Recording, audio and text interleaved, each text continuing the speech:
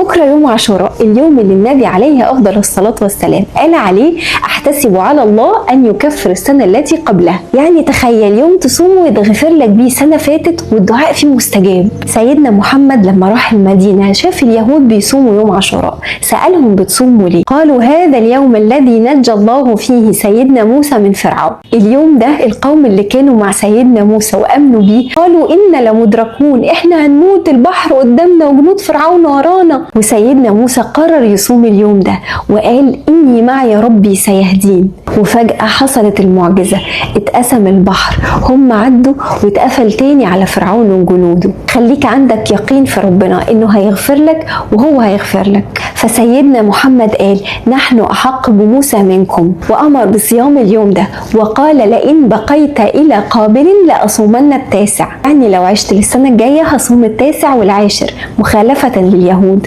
قوم يلا عشان تتسحر.